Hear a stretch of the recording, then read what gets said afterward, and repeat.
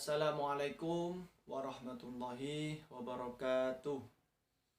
Alhamdulillah, kali ini dengan saya atas nama Muhammad Nur Ali akan memenuhi tugas dari kuliah, tugas mengenai PPL. Ini membuat video pembelajaran. Sebelumnya saya akan memperkenalkan diri. Nama saya Muhammad Nur Ali dari Universitas Islam Raden Rahmat Malang, Prodi Pendidikan Agama Islam, Fakultas FIK. Alhamdulillah, kita akan mengulas sedikit masalah toharoh dan macam-macam toharoh dan sebagainya. Di sini saya cuma berbagi wawasan. Berbagi wawasan. Intinya kita belajar bersama. Nanti kalau ada salah kata mohon dimaklumi karena saya masih berbasis mahasiswa, masih sama-sama belajar. Oke, kita langsung masuk ke dalam materinya. Yang pertama, toharoh. Di sini toharoh menurut bahasa yakni at-toharatu. At-toharatu ini sama dengan apa? Dengan arti menurut bahasa sama dengan an-nadhofah. Yakni bersih atau kebersihan, bersuci. Yaitu toharoh. Menurut istilah, ini menurut istilah seseorang yang bersuci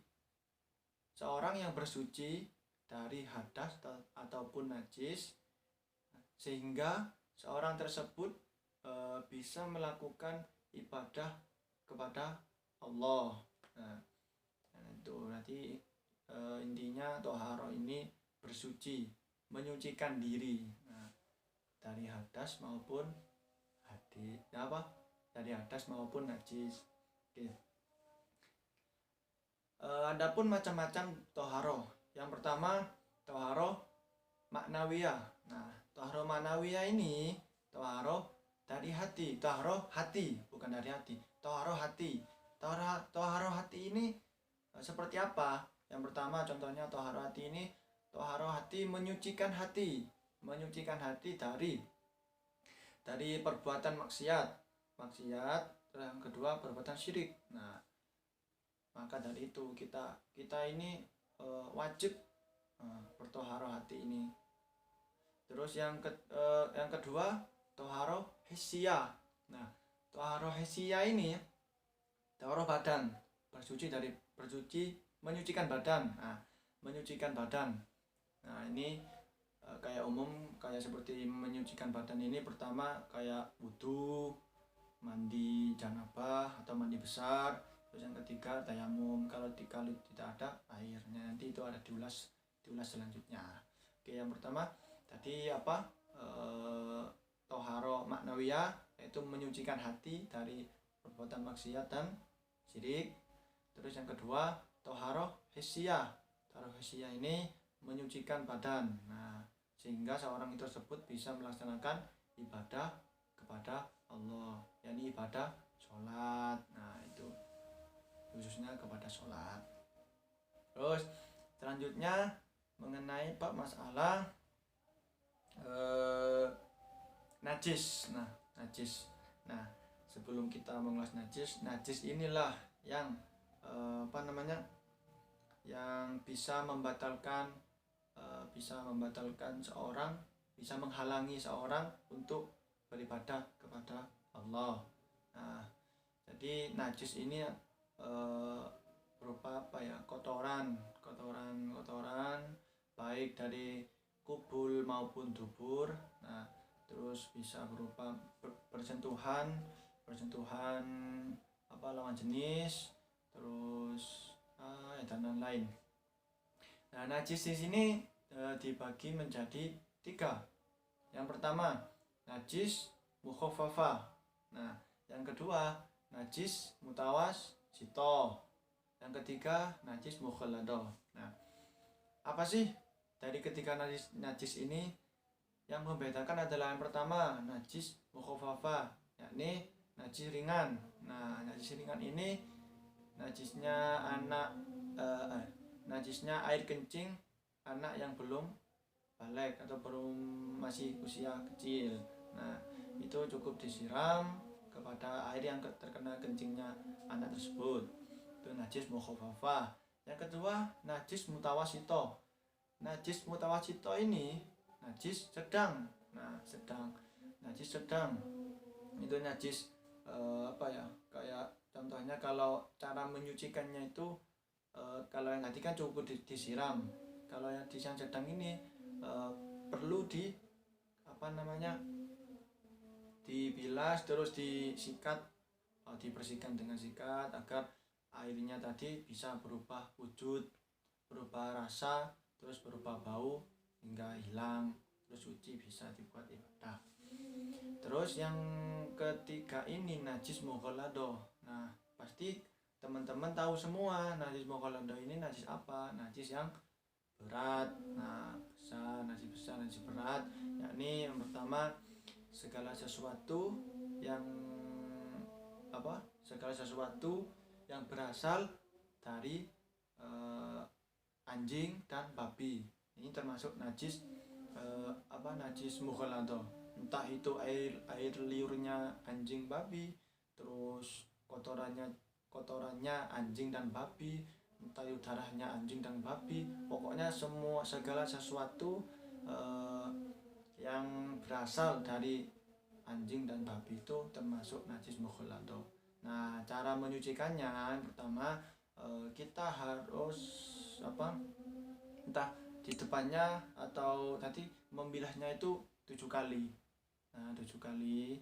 Jadi entah itu air yang pertama atau yang terakhir itu dicampur dengan debu. Atau pertama kita dikasih debu, terus penyiramannya 7 kali, pembilasannya 7 kali. Nah, jadi nanti bisa tidak najis dan bisa dipakai untuk beribadah. Nah, makanya teman-temanku kalau ada anjing atau babi harus berhati-hati karena cara menyucikannya itu sulit. Nah, sulit sekali. Nah, oke, selanjutnya kita lanjut kepada hadas. Nah, hadas ini apa? Kalau tadi najis kan sifatnya ya, najis sifatnya. Kalau sekarang hadas ini apa? Hadas ini berupa keadaan seseorang yang belum bersuci sehingga seorang tersebut tidak diperbolehkan untuk beribadah kepada Allah Subhanahu wa taala. Nah, maka dari itu kalau tadi kotoran kan najis. Jadi sekarang orang yang berhadas, orang yang mempunyai hadas, nah itu tidak diperbolehkan untuk melaksanakan ibadah. Nah, hadas sendiri itu dibagi menjadi 2, hadas kecil dan hadas besar. Nah, hadas kecil itu seperti tadi, hadas kecil orang yang sedang berkencing, membuang kotoran, nah itu dan lain-lain sebagainya itu contoh dari hadas kecil. Kalau hadas besar, nah keadaan seseorang yang sedang kayak haid, terus nifas, terus junub, nah itu termasuk hadas besar. Jadi kalau hadas besar itu diwajibkan kalau mau sholat diwajibkan mandi besar. Nah, kayak contohnya orang junub kalau keluar mani, jadi itu harus melakukan mandi besar. Nah, itu. Oke, selanjutnya mengenai masalah alat-alat untuk bersuci. Nah, alat-alat ini dibagi menjadi 3.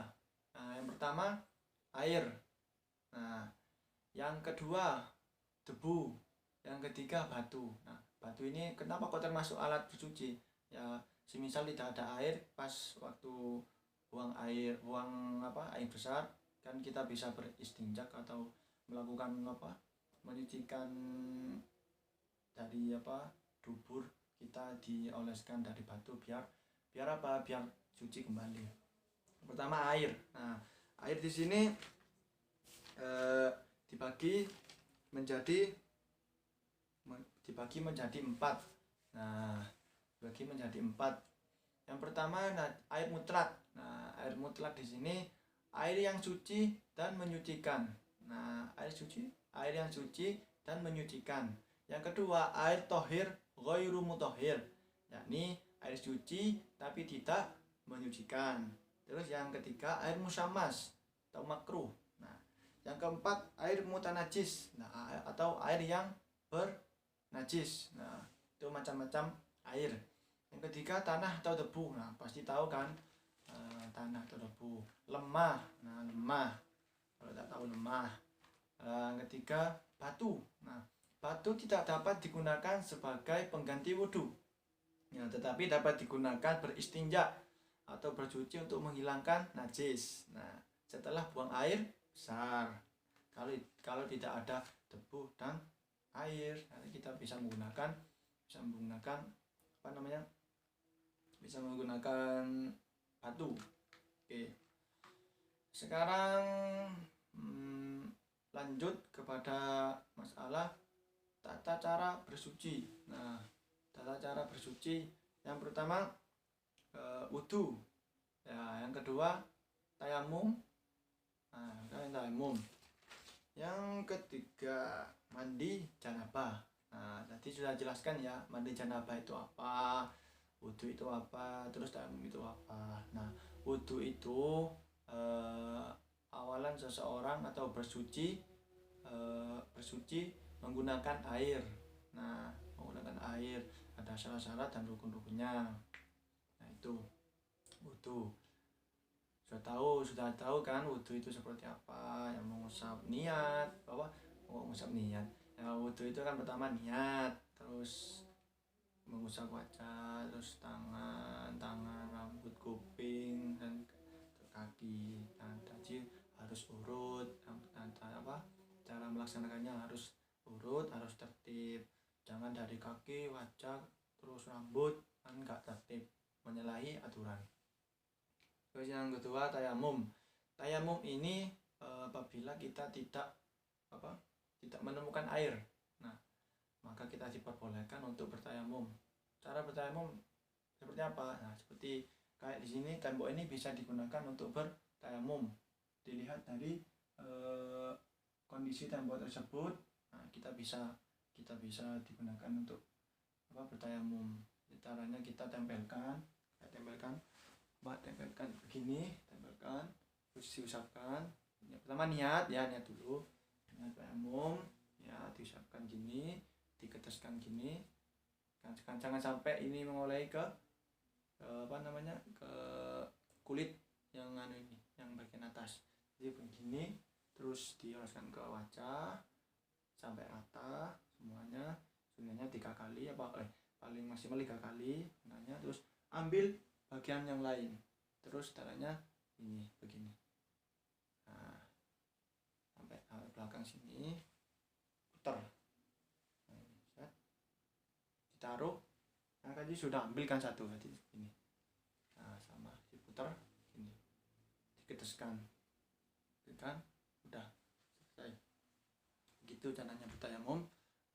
Maka dari itu kita diperbolehkan bertayamum jikalau tidak ada air, sulit air, kita diperbolehkan bertayamum. Terus yang ketiga, yang terakhir, mandi janabah atau mandi besar. Caranya kita intinya mandi janabah ini kita niat, terus mengguyang air dari atas sampai ke kaki harus rata, semuanya harus basah. Sunnahnya 7 kali penyiraman. Tuh. Pastinya teman-teman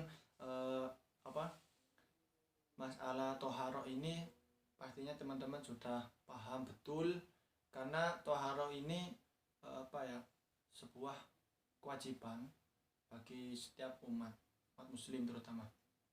Ya. Oke, mungkin cukup sekian dari saya. Apabila ada pemaparan yang salah kurang jelas, saya memohon maaf yang sebesar-besarnya, karena manusia itu tidak luput dari dosa dan salah, khata wa nisyan. Nah, maka dari itu kita di sini, saya terutamanya masih belajar, masih mengabdi ilmu. Maka dari itu saya memohon maaf apabila ada salah kata dari awal sampai akhir. Oke, sekian dari saya. Assalamualaikum warahmatullahi wabarakatuh.